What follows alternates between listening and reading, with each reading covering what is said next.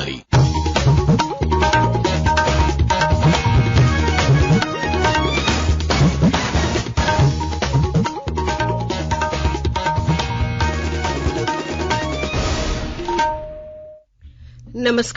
प्रादेशिक समाचार के साथ मैं शीला कुमारी। पहले मुख्य समाचार।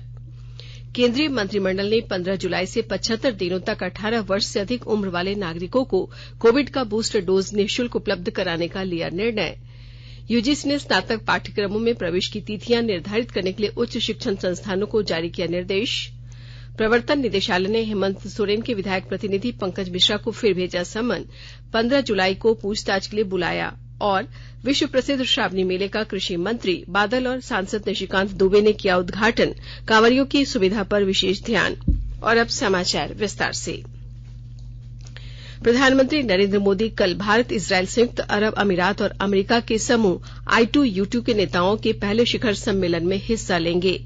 ये सम्मेलन वर्चुअल माध्यम से आयोजित होगा, जिसमें इजरायल के प्रधानमंत्री याइर लपीड, संयुक्त अरब अमीरात के राष्ट्रपति मोहम्मद बिन जायद अल नहयान और अमेरिका के राष्ट्रपति जो बाइडेन भी हिस्सा लेंगे। केंद्रीय मंत्रिमंडल ने देश की स्वतंत्रता के 75 वर्ष पूरे होने के उपलक्ष्य में आजादी का अमृतकाल के अवसर पर 15 जुलाई से अगले 75 दिन तक 18 साल से अधिक आयु के नागरिकों को कोविड से बचाव की बूस्टर डोज निःशुल्क देने का निर्णय लिया है। केंद्रीय मंत्रिमंडल की बैठक के बाद सूचना और प्रसारण मंत्री अनुराग ठाकुर ने ये जानकारी दी। वहीं मंत्रिमंडल ने गुजरात और राजस्थान में तारंगा हिल अंबाजी अबू मार्ग पर नई रेल लाइन के निर्माण को मंजूरी दी है। मंत्रिमंडल ने गुजरात के बड़ोदरा में भारतीय राष्ट्रीय रेलवे अकादमी में गतिशक्ति विश्वविद्यालय की स्थापना को भी मंजूरी दे दी है। प्रधानमंत्री नरेंद्र मोदी ने कल देवघर एयरपोर्ट पर आयोजित कार्यक्रम से ऑनलाइन 250 बेड के देवघर एम्स का भी शुभारंभ किया। इसके बाद एम्स आईपीडी में मरीजों की भर्ती शुरू हो गई। वहीं प्रधानमंत्री ने एम्स के शैक्षणिक भवन का भी शुभारंभ किया। इस भवन में एमबीबीएस और नर्सिंग की पढ़ाई करने वाले छात्र छात्राओं को सुविधा होगी। एम्स देवघर के कार्यकारी निदेशक डॉ सौरभ वार्ष्णेय ने बताया कि एम्स ओपीडी के चिकित्सक के परामर्श पर ही आईपीडी की सुविधा मरीजों में भर्ती होगी। विश्वविद्यालय अनुदान आयोग यूजीसी ने उच्च शिक्षण संस्थानों से स्नातक कार्यक्रमों में प्रवेश की तिथियां निर्धारित करने को कहा है, जिससे 12वीं के परिणामों के बाद विद्यार्थियों को प्रवेश प्रक्रिया में शामिल होने का समुचित समय मिल सके। सभी विश्वविद्यालय के कुलपतियों, कॉलेजों के प्रधानाचार्यों और निदेशकों को लिखे पत्र में यूजीसी ने कहा है कि ऐसा देखने में आया है कि कुछ विश्वविद्यालयों ने सत्र 2022-23 के लिए स्नातक पाठ्यक्रमों में पंजीकरण शुरू कर दिया है। अगर प्रवेश की अंतिम तिथि तक 12वीं का परिणाम नहीं आता है तो सीबीएसई के विद्यार्थी प्रवेश प्रक्रिया से वंचित हो सकते हैं। यूजीसी ने कहा कि मूल्यांकन की प्रक्रिया जारी है और जल्द ही 12वीं के परिणाम घोषित किए जाएंगे। इसमें महीने भर का समय लग सकता है। विनोबा भावे विश्वविद्यालय हजारीबाग में विद्यार्थियों को सर्टिफिकेट प्रदान करने और डिजी लॉकर की सुविधा शुरू करने की तैयारी है। विस्तृत ब्यौरे के साथ हमारे संवाददाता। विनोबा भावे विश्वविद्यालय हजारीबाग के विद्यार्थियों के लिए अपनी डिग्री सर्टिफिकेट प्राप्त करना अब बेहद आसान बनाने वाला है। डिग्री के खो जाने का भी भय नहीं रहेगा। साथ ही साथ आवेदन फॉरवर्ड कराने की भी जरूरत नहीं पड़ेगी। दरअसल विश्वविद्यालय स्नातक सत्र 2022 से 25 और स्नातकोत्तर 2022 से 24 में नामांकन करने वाले छात्र छात्राओं को उनकी उपाधि विद्यार्थियों के डिजी लॉकर में देगा। इसके लिए विद्यार्थियों को डिजी लॉकर खोलना अनिवार्य होगा। विश्वविद्यालय ने छात्र हित को ध्यान में रखकर ऐसा कदम उठाया है, जिसमें सिर्फ उपाधि नहीं बल्कि मार्कशीट, सर्टिफिकेट, डिग्री, डिप्लोमा जैसे महत्वपूर्ण दस्तावेज का संग्रहण किया जा सकता है। गौरव प्रकाश, आकाशवाणी समाचार, हजारीबाग। खूंटी विधायक नीलकंठ सिंह मुंडा ने आज नगर भवन सभागार में नवनिर्वाचित जिला परिषद सदस्य, प्रमुख, उप प्रमुख, मुखिया और वार्ड सदस्यों को शॉल और पुष्प देकर सम्मानित किया। इस मौके पर श्री मुंडा ने कहा कि पंचायत में चलने वाली सभी योजनाएं, विकास के काम और सेवा कार्य पंचायत के जनप्रतिनिधियों के माध्यम से किया जाना है। इसलिए गांव का विकास, गांव की योजनाओं को आगे बढ़ाने का दायित्व आप सभी पंचायत प्रतिनिधियों पर है।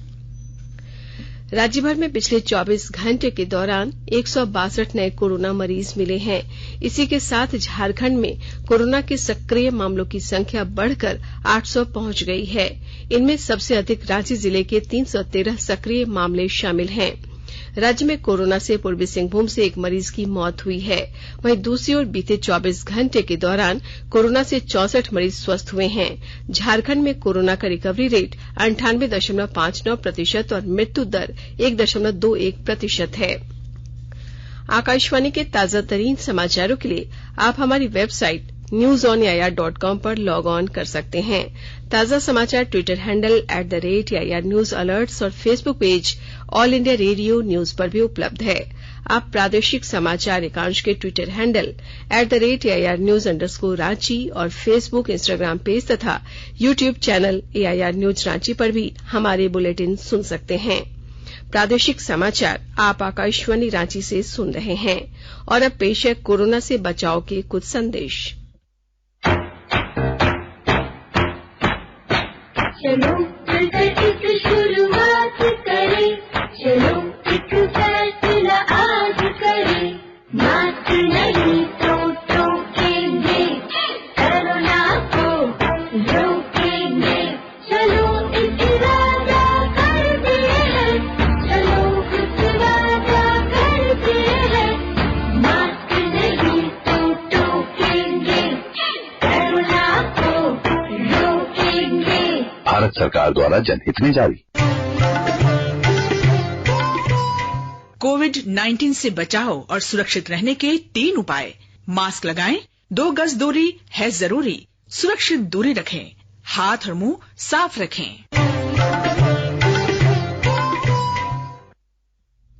प्रादेशिक समाचार में आपका एक बार फिर से स्वागत है। प्रवर्तन निदेशालय ईडी की पूछताछ से पहले मुख्यमंत्री हेमंत सोरेन के विधायक प्रतिनिधि पंकज मिश्रा की तबीयत खराब हो गई। उन्हें साहिबगंज के अस्पताल में भर्ती कराया गया है। पिछले कई दिनों से वे बीमार चल रहे हैं, जिस कारण उनसे पूछताछ नहीं हो पाई है। बताया जा रहा है कि ईडी ने एक बार फिर से उनको समन भेजा है और 15 जुलाई को पूछताछ के लिए बुलाया है। पत्थर खनन मामले में पंकज मिश्रा के व्यावसायिक सहयोगी विष्णु यादव को भी ईडी ने नोटिस जारी किया है। यादव से 14 जुलाई को ईडी ऑफिस में पूछताछ होगी। जैसा कि आपको मालूम है कि 8 जुलाई को ईडी ने मुख्यमंत्री के विधायक प्रतिनिधि पंकज मिश्रा और उनसे जुड़े लोगों के ठिकाने पर छापेमारी की थी। मनी लॉन्ड्रिंग मामले में की गई इस कार्रवाई से अब तक 5.32 करोड़ रुपए जब्त किए गए हैं। जमशेदपुर के सोनारी स्थित भारत सेवा आश्रम संघ में गुरु पूर्णिमा के अवसर पर स्वामी प्रणवानंद जी महाराज की पूजा अर्चना की गई। इसके साथ ही बड़ी संख्या में लोगों ने स्वामी महाराज का प्रवचन सुना।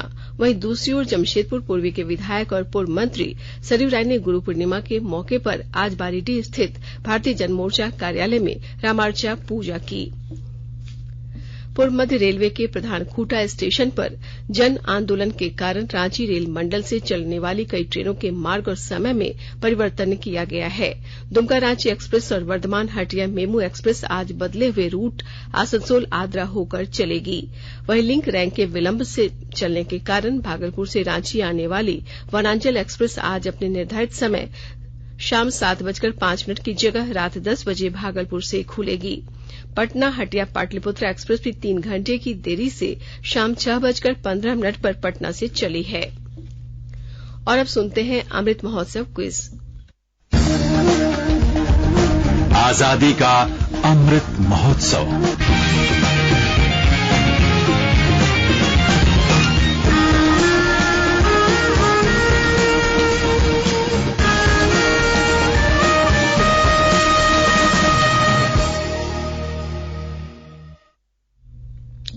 देश के 75वें स्वाधीनता दिवस समारोह के उपलक्ष्य में आजादी का अमृत महोत्सव के अंतर्गत प्रादेशिक समाचार एकांश आकाशवाणी रांची स्वाधीनता संग्राम और उसके गौरवशाली इतिहास पर साप्ताहिक विशेष प्रश्नोत्तरी का आयोजन कर रहा है।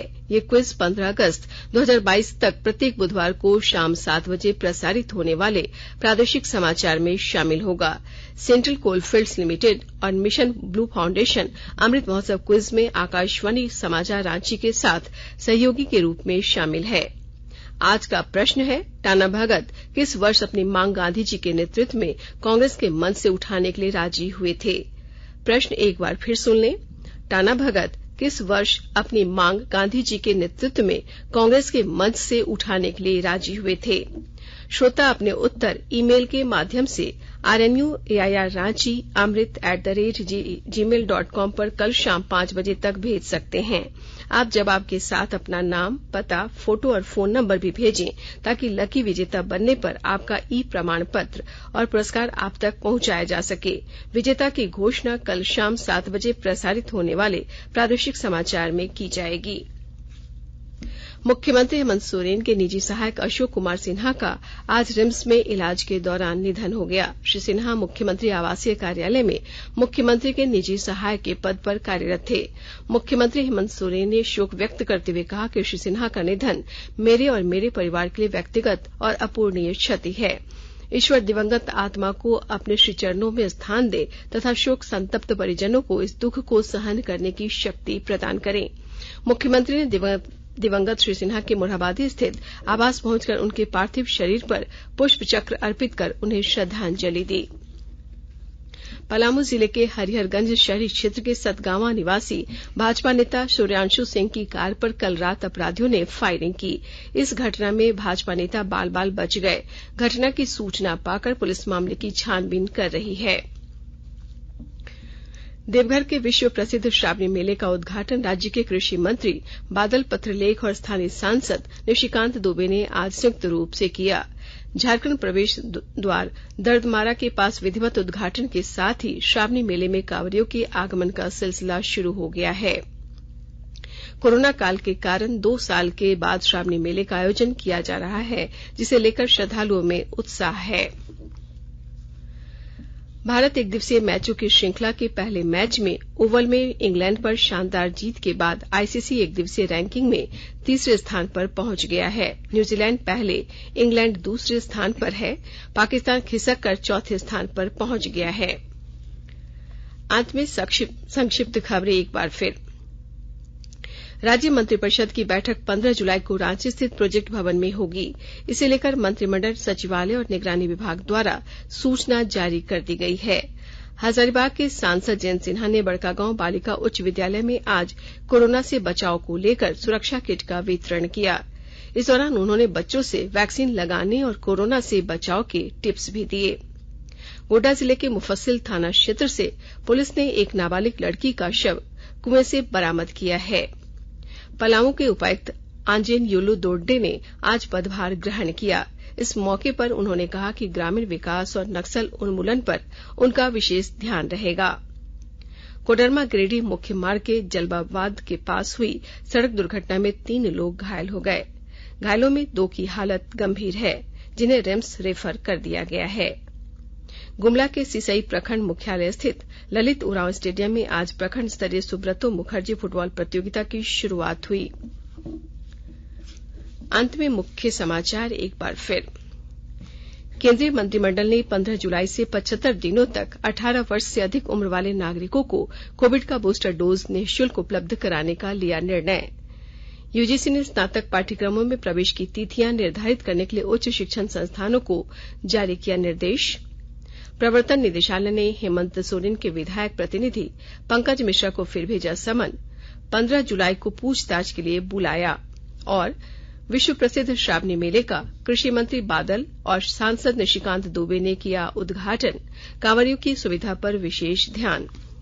इसके साथ ही आकाशवाणी रांची से प्रादेशिक समाचार का ये बुलेटिन समाप्त हुआ। नमस्कार।